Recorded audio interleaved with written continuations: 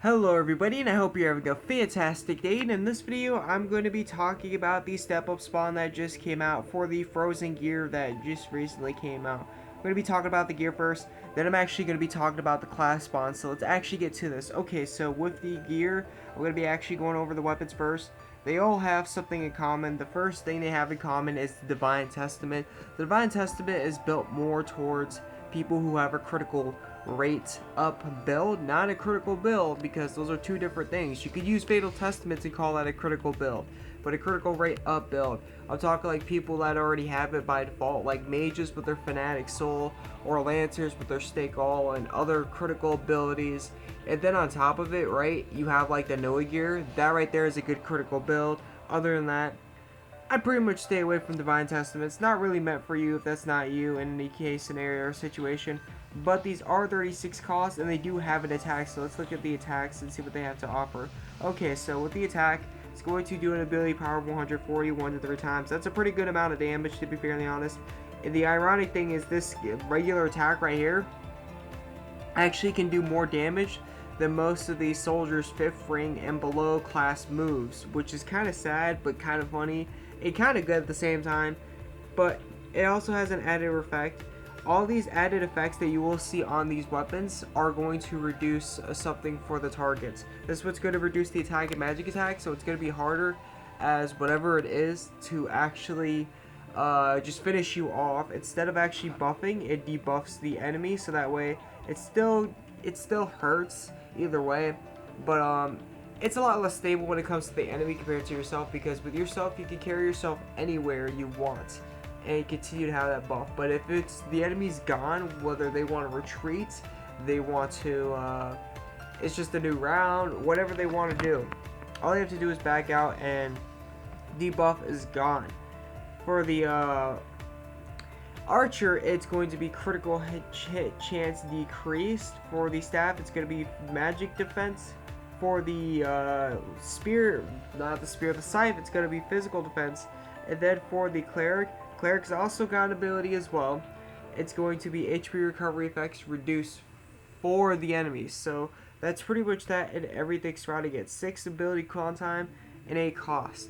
These are good for attacking, and of course like the defense and magic defense is good for doing more DPS. But other than like them being a strong attack, there are other abilities out there personally that work way more better.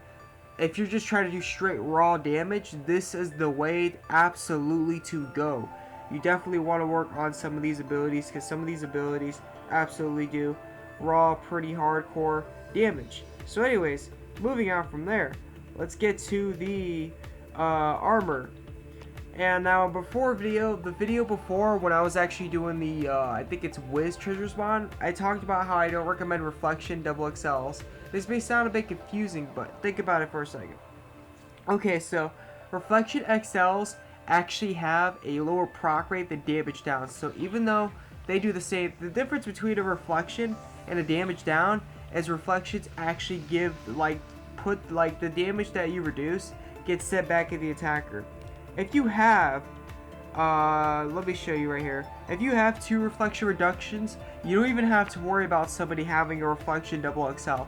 I'm gonna tell you that right now, because all you're gonna be doing is taking back once. So even if you are doing heck of damage and they pop reflection, most of the time they're gonna be prepared and they're only gonna take 1 damage back. And because of that, there are occasions where this doesn't happen, but for the most part, especially when it comes to like Dorms, Coliseum P, like that type of player versus player, you will definitely see stuff like that. And because of that, the reflection's not even going to count, to be fairly honest. I mean, if you get lucky, you might get lucky fights of people that don't really have it, or you might get lucky with noobs or newer people, perhaps, say, that don't have anything of the sort scenario and situation, or don't really understand.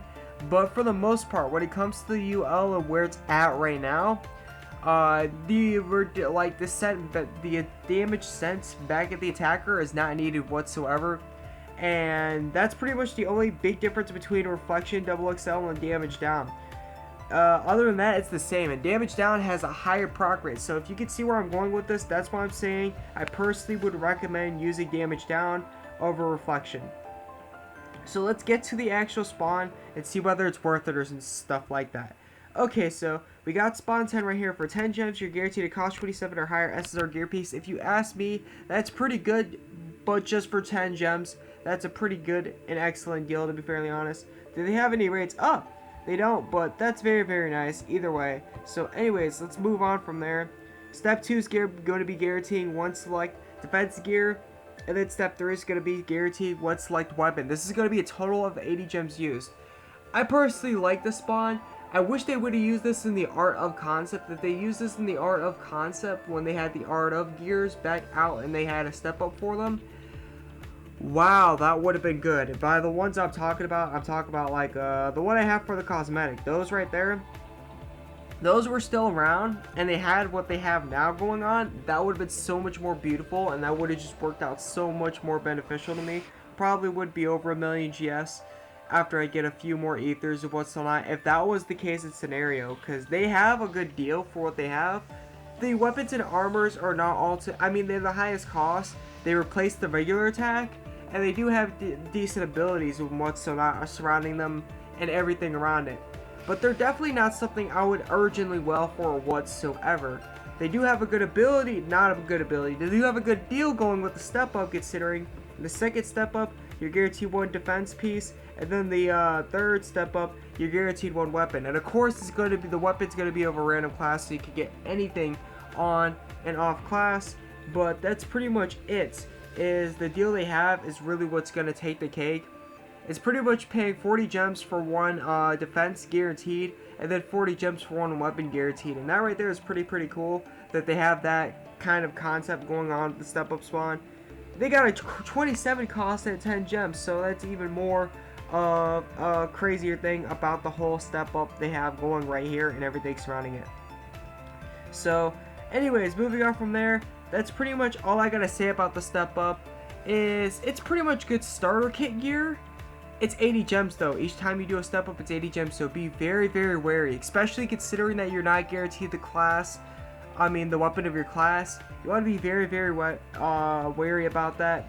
Good starter up gear, to be fairly honest. Or if you need to replace your regular attack with anything that's DPS wise, like these, because these do offer pretty good amounts of DPS, that you can definitely do that. Other than that, don't really see too much of a purpose in it all too much whatsoever. So unless you like the cosmetics too, or you need it for a fusion and fodder, that may also be understandable. But anyways, that's it for this video. Thank you for tuning in, thank you for watching, and I hope this helped out. And also, I'm hoping to fix my audio issue. As you can see, I may be sounding a bit different. I tried plugging in my mic. That's the next thing I guess I'm going to have to work on. I'm going to still be doing spawn vids, though I'm back on it, but that's the next thing I got to work on is my audio. So, I'll catch you in the next one. I'm out. Peace.